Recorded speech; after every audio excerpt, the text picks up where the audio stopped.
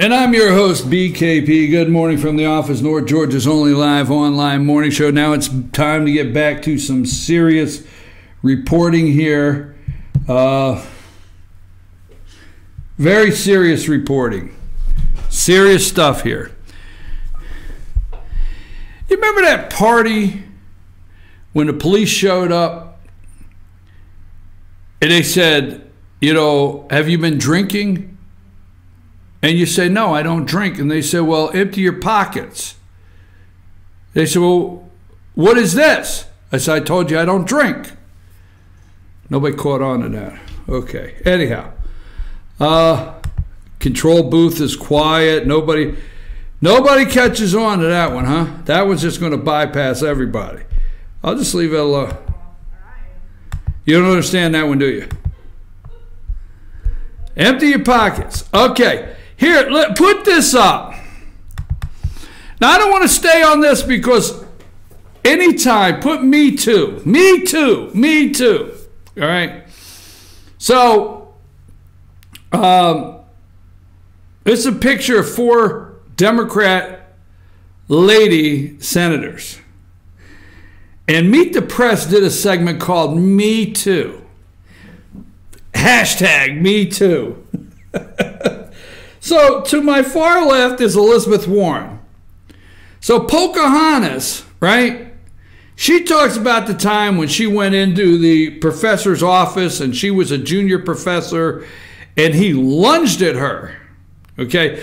So NBC, Chuck Todd, with the whole Harvey Weinstein thing, I just call it the Harvey Weinstein thing. Don't everybody attack me over it, okay? So they've gone out and their careers, the careers of these women, and what they endured to get where they're at today, the struggle that they went through. So Pocahontas over here, you remember Elizabeth Warren claimed she was Native Indian, whatever. And so she claims that this Native Indian Pocahontas claimed that she was chased around the desk. Now, I know, folks, you don't like sixth grade humor. I know you don't like that. But I'm thinking the whole time when she's chased around the desk, was she doing the woo, woo, woo, woo, woo, woo? Was that wrong? Was that bad? I'm waiting for the control room to tell me that I'm really out of order here. Anyhow, then you have Claire McCaskill. Now, this one I really enjoyed her story because as a young state senator, she had her first piece of legislation. Okay. Now, we're going to talk about something sensitive here, folks. So Angelina, get the kids away from the TV. This could be really, this could be vulgar. It could be. And I don't intend to. But we have to do the story. So Claire McCaskill says, okay, as a single woman, she's the senator of Missouri. As a single woman, she goes to get her first piece of legislation passed, and she's all excited. So she goes to the most powerful man in the Missouri state legislator, the Republican Speaker of the House, and says, could you check on my legislation and see how it's going and what we can't do to get it out? And the guy said to her, do you have your knee pads? Do you have your knee pads? She said, how can we get it out of committee? And he said, do you have your knee pads? Look, you know what? For guys out there, this is not okay. Okay, so don't go attacking me. But you know what? Right or wrong, okay? There's not a guy that goes in the office that comes back out, doesn't get called a kiss ass, okay? Guys have gone and, they get, the corporation doesn't let the 10 managers have something and they let the 1 manager have something. And, and the joke is at the next manager's meeting, let me check the scratches on your knees. I'm sorry, folks. I just want to say that. So I just thought, her poor, do you have your knee pads? Okay, really? Then the lady over here, she's a senator from Hawaii, and she has been approached, propositioned, and then Heidi Heidenkamp of South Dakota. So they found 4 Democrat women. I know you're yelling through the camera now about the knee pad story. I'm not saying that's okay. I'm just saying, hey, they ought to be around any office at any time and hear some things that said, not here, not here. Let me clear that up. Let me clear that up. We don't say that around here. We do talk about fake tennis shoes from time to time. But I didn't say anything. Don't be laughing in there. I mean, they're dying in there. I mean, every once in a while somebody says there's a fake tennis shoe sighting. Oh, just turn the mic on and say it. You want to say it? Say what? You want to talk? You keep cracking up over the fake tennis shoes. Well, I like their tennis shoes. All right, we'll leave it there.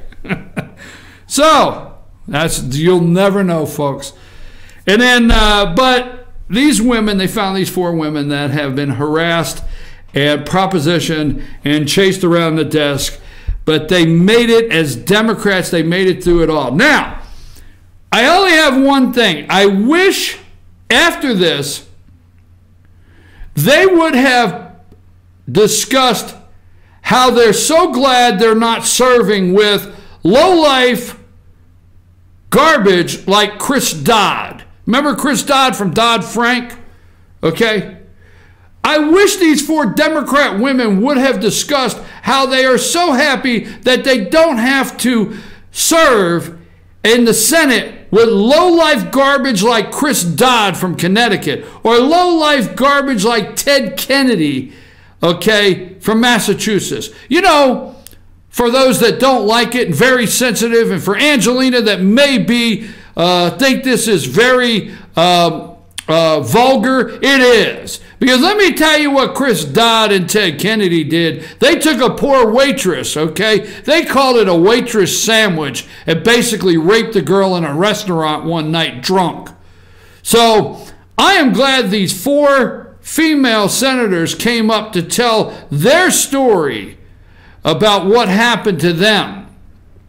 But what I'm mostly happy for these 4 women is they didn't have to serve with the low-life garbage that Ted Kennedy and Chris Dodd, and the list goes on, okay? Anyhow, I'm thinking of this, I'm like, you know, you people, you have such, I mean, I don't even want to call it double standards that they have, these low-lifes.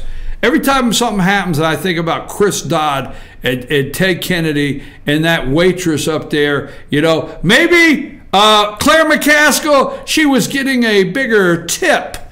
Maybe that's what was happening for her that night when your 2 friends from the Senate that are no longer there raped this waitress. All right. Allegedly. What the hell? You got it. There's my allegedly, just so I can throw it in there. Okay, take that off the screen. I can't deal with looking at them anymore. All right. We have, I told you about the 5 living presidents, right?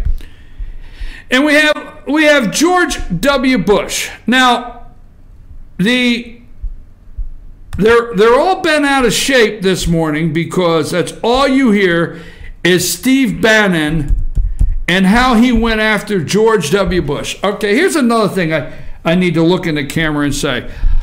I did not miss George W. Bush. Oh, you like Barack Obama? Hell no, I didn't like Barack Obama.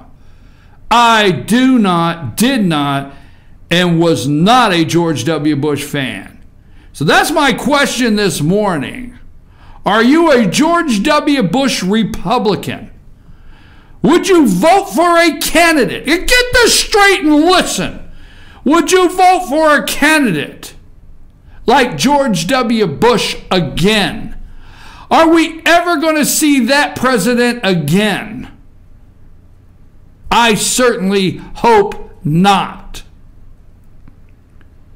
Okay? Because I don't like it when people don't come out and tell the truth. Now, Barack Obama, he won. What the hell? He won. I did not agree with any of his policies. I do not agree with his politics. But he won. I didn't spend a damn year trying to figure out how he won. He won. I mean, they're still giving Trump, even Republicans, establishment Republicans, 9 months after the fact, trying to tell you he's not the legitimate president, okay? Think about it, folks. Barack won. Quit telling me that. Well, damn it, he won. Why did he win? He was running against just another senator from Arizona, John McCain. Steve Bannon said something about John McCain. John McCain has gone off the rails with his half-baked stuff. What did Steve Bannon do out there at GOP? California GOP. There is a such thing. What did he do? He gave McCain all the respect he could possibly give anyone for what McCain's gone through for this country and has sacrificed for this country. But he's just another Arizona senator, and that's the facts. Let's not forget when Steve Bannon stands on the stage and talks about George W. Bush being the biggest disgrace. Don't forget how you got Obama. I get so damn tired of people going on and on and on about how bad they hate Obama and what Obama did to this country. Let's call it like it is, folks. I'm not happy with one damn day Obama was in office. I didn't like his stimulus package. I didn't like the shovel-ready jobs. Oh, I could go on and on and on of what Obama's done. Eric Holder, the corruption, how many should be in prison. But who the hell gave him the keys to the White House? George W. Bush. Now, I'm going to play this for you because I don't want you to forget, because Steve Bannon is getting hell today, and the distinguished and the grace. If you put the 5 presidents, oh, they're up there already. You see the 5 presidents up there? Oh, I kept hearing about how Donald Trump is in the White House and the distinguished presidents here, and the grace of the White House is gone. It's what's been lost.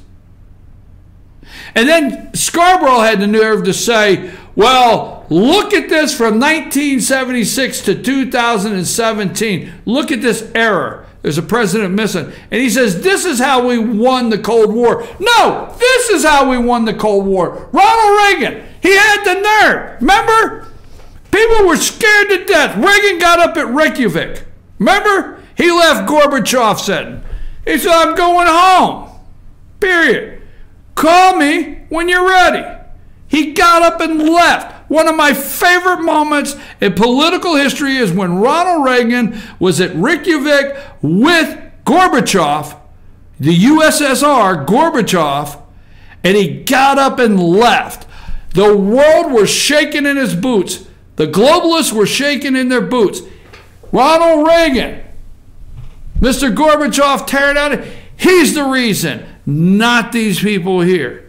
So when you're hearing over and over how Bannon trashed George W. Bush, Bannon has drawn the line. Are you a George W. Bush Republican? And he's in a battle with the establishment, and folks, I am with him. Bush gave a speech, and Bannon hit him between the eyes with the truth. Before we go to that, let's go to the video of Bush with the tarp. Now wait a minute. How many of you? I sent it to you.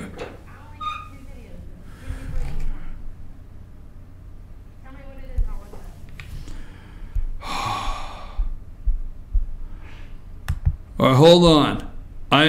I can't just tell you what it is. Hold on, folks.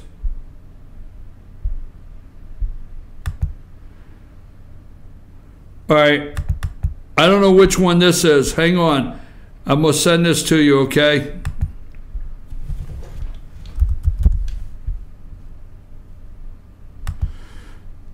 We've got a couple that did not go through. Tell me which one this is. There's one that says TARP. It says I sent them to you. But then again, because I don't want to lose this. All right. Which one? That's not the Steve Bannon, right? Huh? All right. All right. Let me set this up. How many of you people said? How many of you people out there? How many have heard me talk about the George? I get the second sometimes. But how many of you have heard me talk about the George Bush 12 minutes and 53 seconds, George Bush 57 seconds, whatever? You have heard that over. If you've ever brought George Bush up to me, George W. Bush, at anywhere, at any time, I tell you, you know what? George Bush gave the American people 12 minutes and 57 seconds to tell us the world was ending if we didn't give King Henry Paulson $800 billion for TARP. You remember the night he came down that hall? I want to play you about a minute and a half of this George Bush. This is the guy that they're all upset that Steve Bannon, okay, took the task. Play that, Sam.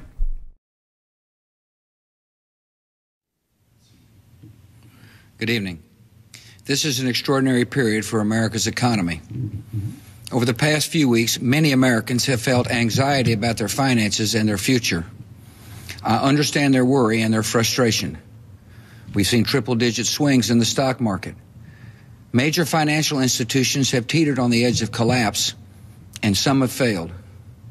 As uncertainty has grown, many banks have restricted lending. Credit markets have frozen, and families and businesses have found it harder to borrow money. We are in the midst of a serious financial crisis, and the federal government is responding with decisive action. We boosted confidence in money market mutual funds and acted to prevent major investors from intentionally driving down stocks for their own personal gain. Most importantly, my administration is working with Congress to address the root cause behind much of the instability in our markets. Financial assets related to home mortgages have lost value during the housing decline, and the banks holding these assets have restricted credit. As a result, our entire economy is in danger. So I propose that the federal government reduce the risk posed by these troubled assets and supply urgently needed money so banks and other financial institutions can avoid collapse and resume lending. This rescue effort is not aimed at preserving any individual company or industry. It is aimed at preserving America's overall economy. It will help American consumers and businesses get credit to meet their daily needs and create jobs. And it will help send a signal to markets around the world that America's financial system is back on track. I know many Americans have questions tonight. How did we reach this point in our economy? How will the solution I propose work? And what does this mean for your financial future? These are good questions. These are good questions. I can't take no more. I can't take no more of that guy. Let me tell you something. This is one of those, everybody's mad at me kind of day. Guess who's not president? Barack Obama's not president. Remember that? Remember that's the night John McCain? Okay, just another senator from Arizona. That's the night John McCain, he put his campaign on hold to rush to get back to vote for TARP. Remember that? Okay? All right. Hey, look here.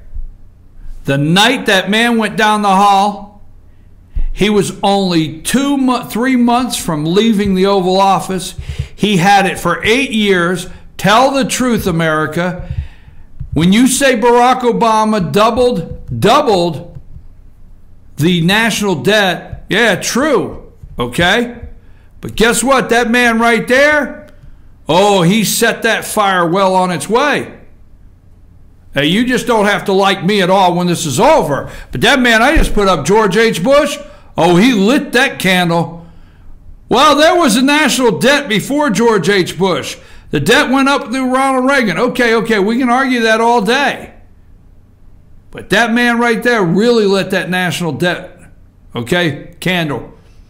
Unfunded prescription pill programs.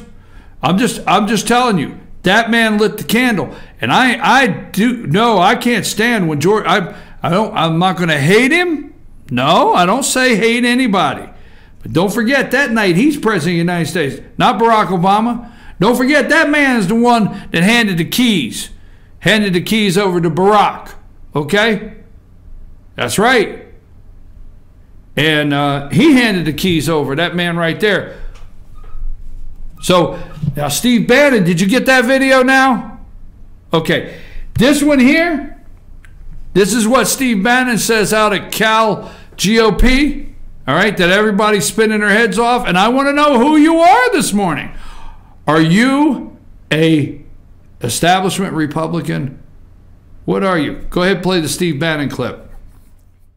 President Bush, to me, embarrassed himself. Speechwriter wrote a highfalutin speech. It's clear he didn't understand anything he was talking about.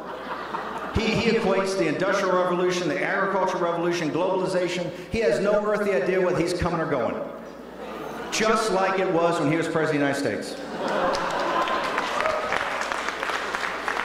I want to apologize up front to any of the Bush folks outside in this audience, okay? Because there has not been a more destructive presidency than George Bush's. The rise of China started with the Clintons and Bush. When they had this great theory that you let them into the World Trade Organization and give them most favored nations, that they're going to become a liberal democracy as they get bigger, okay? And they're going to become more free market capitalist. This is not a small mistake. This is a strategic mistake of incalculable problems. Folks, this all ties together. It all ties together. We have this North Korean issue here. You have most favored state state status that was given to China. Okay? We have no leverage. We have really no good leverage over China at this time. Now, MSNBC comes out this morning and the B-52 bombers. Now, I don't have time to go into this, but this all ties together.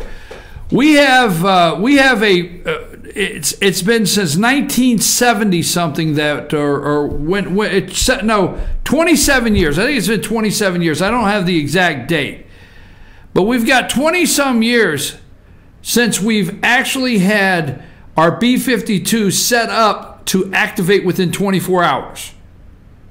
So I'm paraphrasing a little bit. President of the United States, Donald Trump, has cleared the way to reactivate, okay? Reactivate, I think, 1,000 Air Force pilots, okay? There's a B-52 right there. Now, we have those B-52 bombers setting ready to go, but not on a moment's notice, but they are going to be now. So they've reactivated 1,000 pilots because they're reinstituting the B-52 ready to go at a minute's notice policy. Now, the reason we're doing that, now they're going to talk about Trump's leading us to war. They're going to talk about, are you nervous out there about North Korea? Are you nervous that Trump may start World War III? Folks, you need to wake up and see those. The best picture that I was able to see this weekend was the 5 presidents. Okay? Those 5 presidents, that just hit home. From Carter to Obama. The reason that hit home is because we're missing Ronald Reagan in the mix. The only chance we possibly had was not in that picture. So I'm telling you now, with Trump, we started the show out. We told you, Steve Bannon said, if you think they're going to give our country back to us without a fight, you're mistaken every single day. If you think they're going to give it back. Then he goes out here to Cal GOP and he talks about George Bush. And you remember that night, we played that. You remember that night George Bush came down and he said they were looking for the root causes. They lied to you. They're still trying to figure out why Donald Trump's president of the United States. Okay? Because at this point, Trump has not lied to you. Really, he's not lied. He has not directly come and looked at you and lied.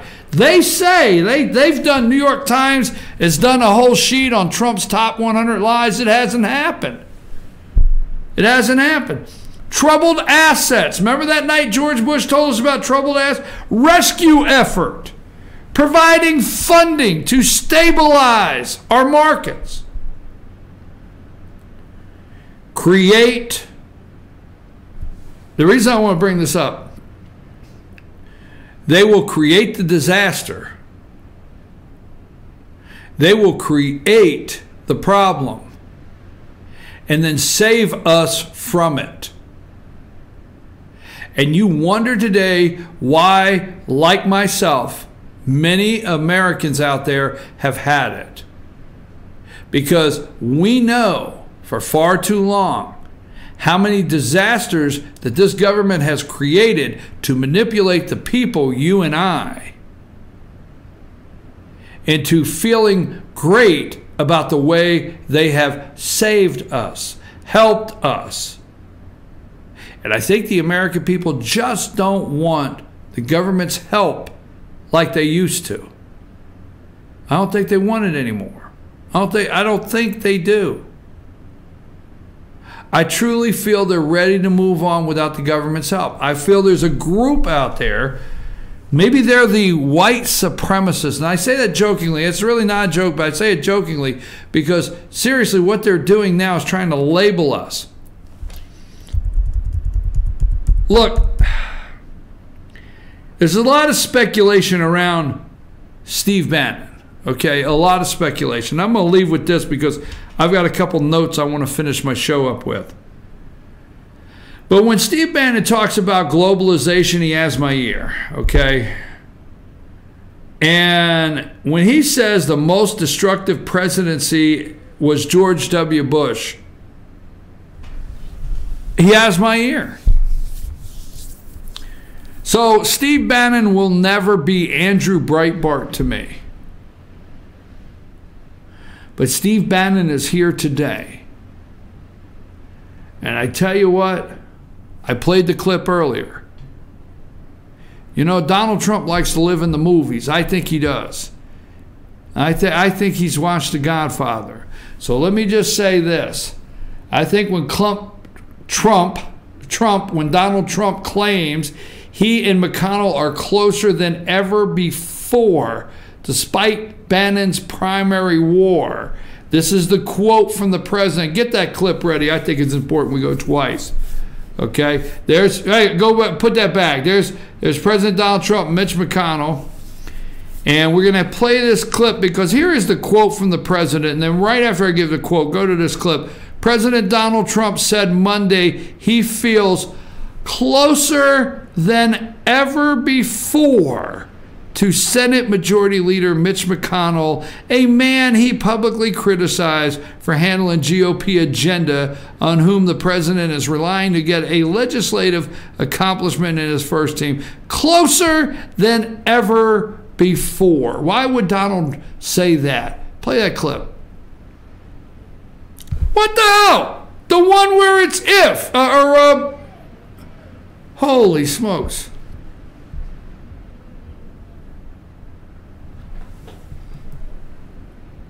You know the one I want, right? The one I asked for 6 times? Okay. Oh, let me try to roll it. Play the clip. It was all set up. Play the clip. Play the clip. Embarrassed himself. Speechwriter wrote a highfalutin speech. It's clear he didn't understand anything. That's not the clip.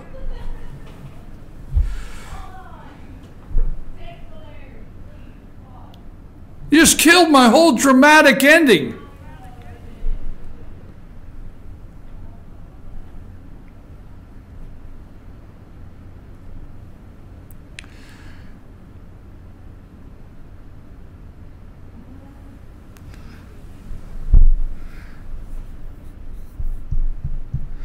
Okay, folks, we're getting that clip ready because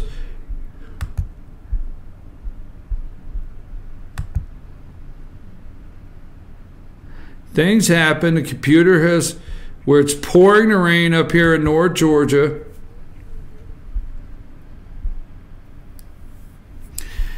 Might have.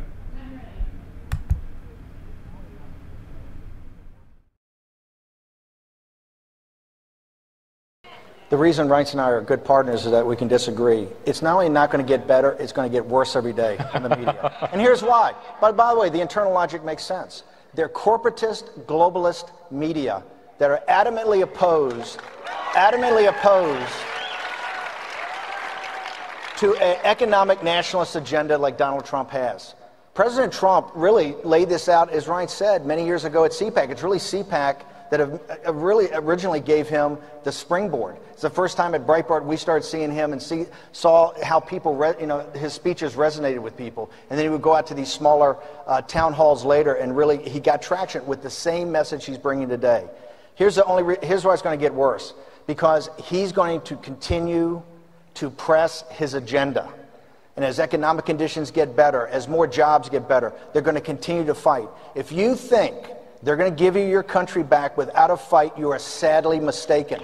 Every day it is going to be a fight. And that is what I'm proudest about Donald Trump. All the opportunities he had to waver off this, all the people have come to him and said, oh, you got to moderate. Every day in the Oval Office, he tells Reince and I committed this to the American people. I promised this when I ran, and I'm going to deliver on this.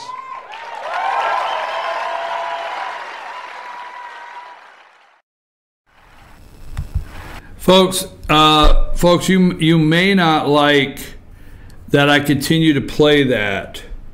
I'm serious, you may not like that, but I am going to continue to play that over and over to remind you on a daily basis that it is, to remind you on a daily basis that they're not going to give our country back without a fight. They're just not going to do it.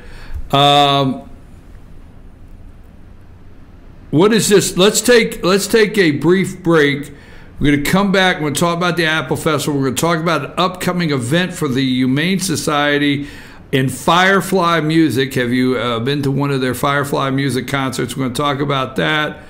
Talk about Apple Festival and roll by some final notes of the show. Sam, take us to break.